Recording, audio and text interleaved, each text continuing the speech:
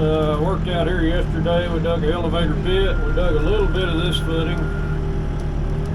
And this morning I kind of finished up the elevator pit. They had some sump pump holes down in the bottom to dig out. And we dug a little bit of wide footing up there. But this footing here is just a 30-inch wide. They say it's 3 foot deep. And just real simple. Other than we got a spot footing, or not a spot footing, but a pier. We got a pier in it. This is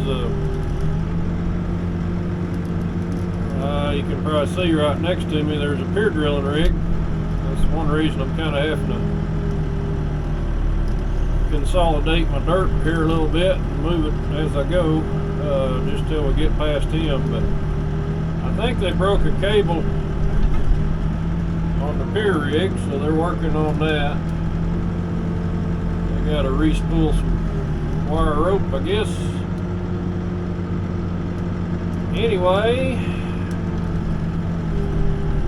this is a pretty good little job here. Several days of digging, I'm sure. We're on day 2. Tomorrow I think I'm gonna be caught up with the pier rigs. We got 2 of them out here working, but it doesn't help when one breaks down, I guess.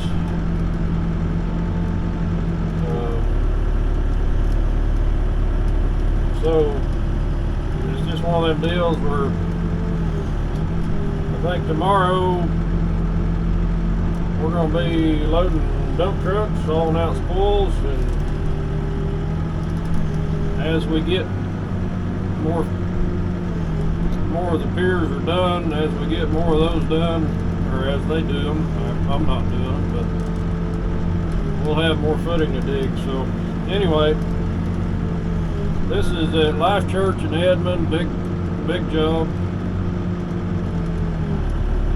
I'm not sure what they're building here, but I've been down here before digging on this job. Different buildings, different companies. Anyway, that's just kind of what's up. Nothing real tricky about it. I do have my rock pick, or as Jeff would say, my little pecker. I got it with me. I'm going to show you what I'm doing with it here. So we got rebar coming out of the top of these piers. They're right there. And what I do is I dig up both sides as close as I can to that. And grade man's checking me down there. I hope I got that good. I think I do. Might be a little bit deep. Pretty close. But anyway, what I'm gonna do is I'll dig on both sides of that pier. I should have had one of these quick cuppers 30 years ago. I'm not kidding. This is just makes it easy for me to do a better job for people.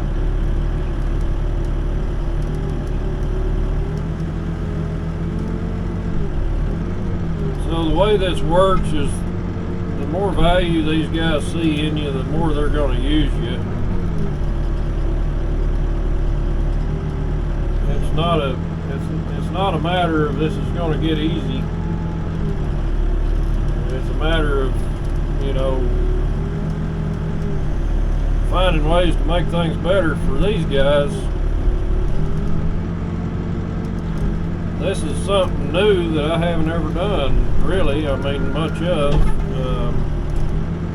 There are times when I'd put a 12-inch bucket on and dig around these piers, call them pier caps, but on this continuous footing like this, what I do is I will drop my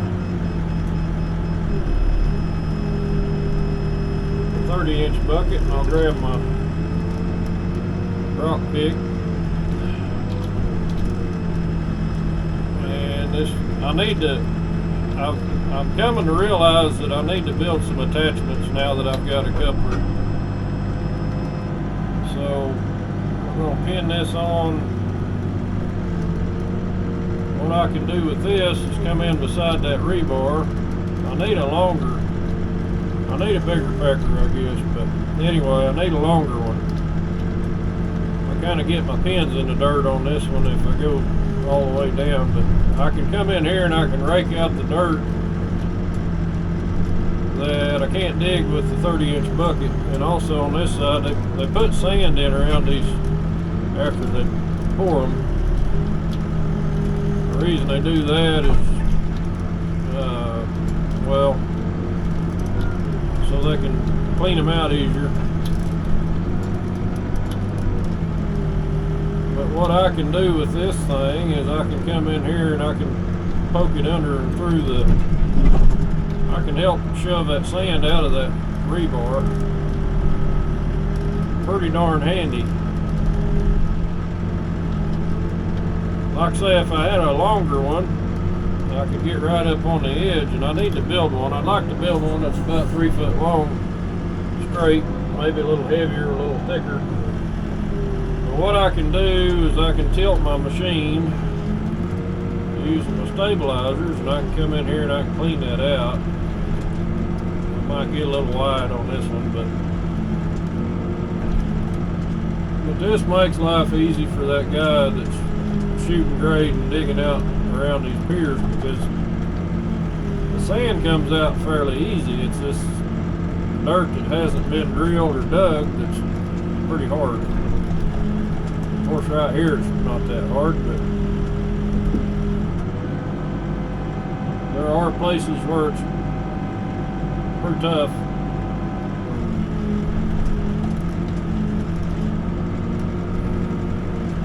Anyway, good day.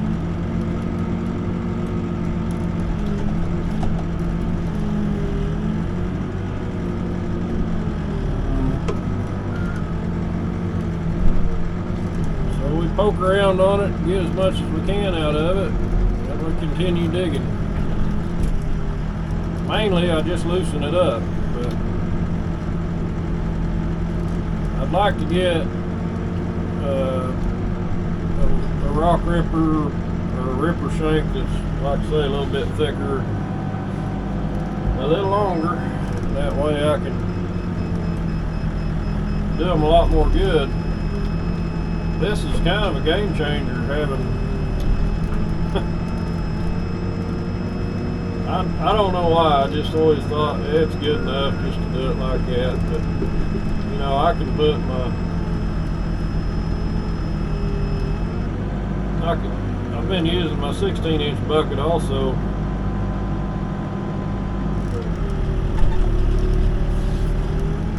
Not sure what this pier rig's doing here, but there's places where I can use a 16-inch bucket or 12-inch bucket and I can get some stuff dug up around in between steel and I was waiting for that to fall there. Not sure what he's doing with that thing, but that's quite a pier rig. That's a big one.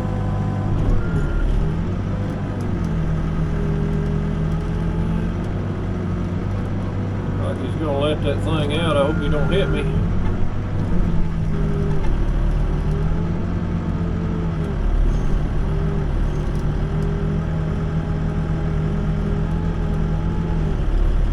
So the pier drillers, I don't think they're going super deep.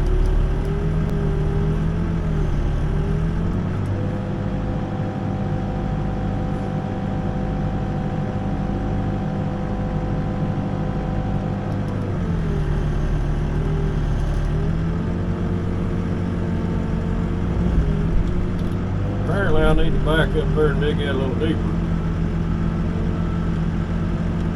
Get this ripper shank out of the way.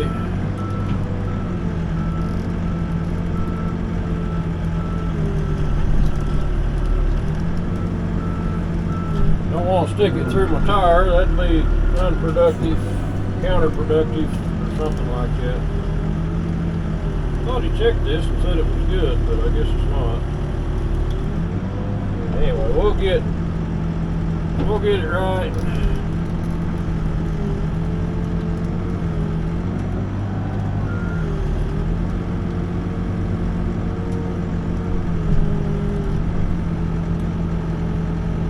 Nothing like the long arm of an extend hose.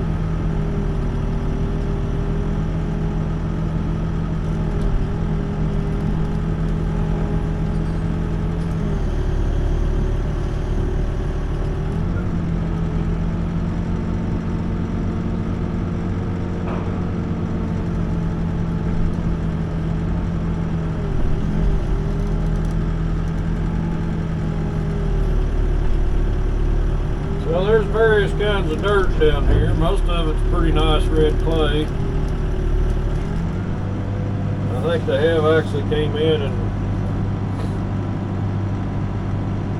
over excavated and compacted this stuff back in places. Not all of it,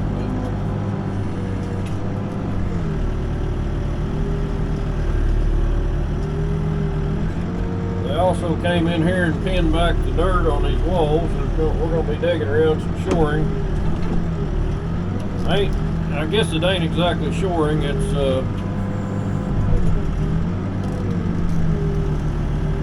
what do they call that? I lost it.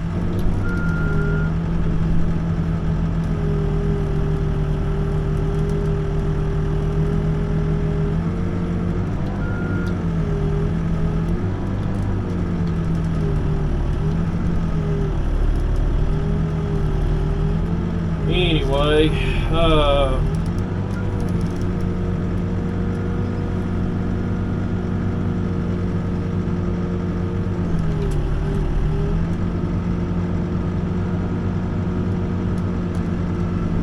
pretty dusty out here.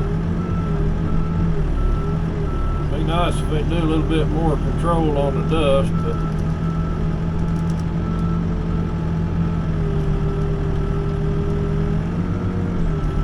kind of the way it is usually summertime. Of course, we're call it summertime, it's October.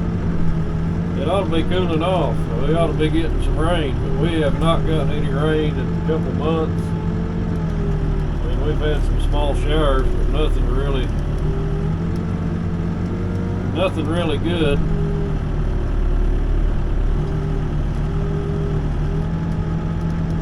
So it's been a pretty hot, dry end of summer and going into fall.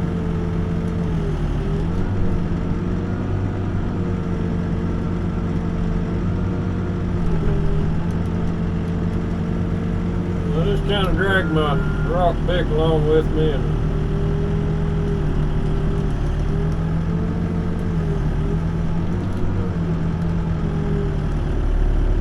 anyway, I absolutely love this coupler. I mean, it's just it just takes all the stress out of your day. I mean, it's just like I used to worry about what bucket do I have to have on this morning, what, you know, and now it don't matter. Just, well, hang on a second, I'll swap it out. And if I need a different one, it ain't a big deal to grab it, hook it up, take off. So, but like I say, I think the biggest benefit is to the customer, because I can produce better quality of work, less time.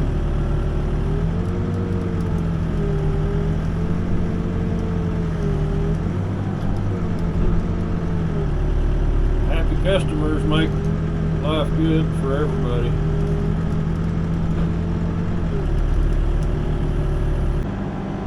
This guy told me yesterday, he said, I figured it'd take you all day to dig an elevator pit, so I wasn't really expecting you to get that much done, so I kind of got to ease my pace up a little bit.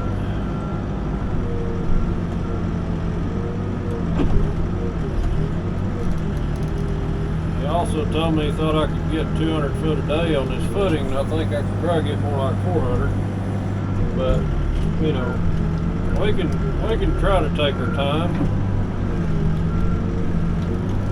But just that expectation that people have for me, that's the thing that lets me know that what I'm doing is faster than what they're doing, or what they're used to. So that is what they want. On some jobs, they need to get in and get stuff done quick.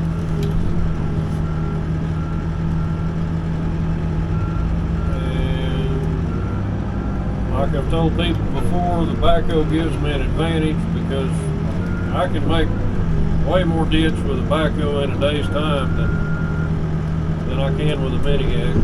Also, I get to load dump trucks tomorrow with front end loaders, so one machine handles the job.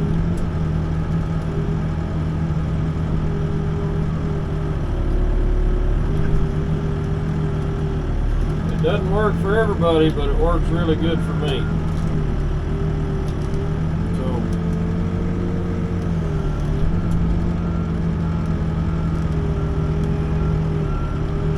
like I've said before, there's guys that try to convince me, you know, if you just tried an excavator, you can throw rocks at that backhoe. And I've spent a few thousand hours running mini X's, excavators, and for digging footings, I would never throw rocks at a backhoe. Backhoe is the way to do it. It's the easy way to dig a footing. I don't want to do things the hard way.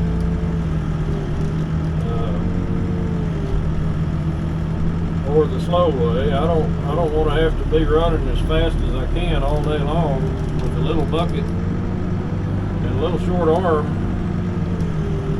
To me, that ain't easier. That's harder. Anyway, so for those of you that will ask or say, why are you using a backhoe, or I don't ever see backhoes on jobs anymore. They're obsolete. Nobody uses backhoes. Well, I do, and I like them. As a matter of fact, I was on a job the other day. There was 4 backhoes on the same job, so they do still exist. At least they do in Oklahoma. But they're becoming more rare. Backhoe operators are not as abundant as they used to be. And I picked up a job with another plumbing company last week because the guys they had hired, they said, we don't trust them to dig around these utilities over here. Would you be interested in doing this job? And of course I said, yeah. If I can get it in my schedule, I'd be happy to do it. That guy made the comment, he's like, you know, backhoe operators are pretty scarce anymore. He said it's hard to find any good ones. And the guys that they had hired are using mini X's to dig, but he said everything they got around, they tore it up. So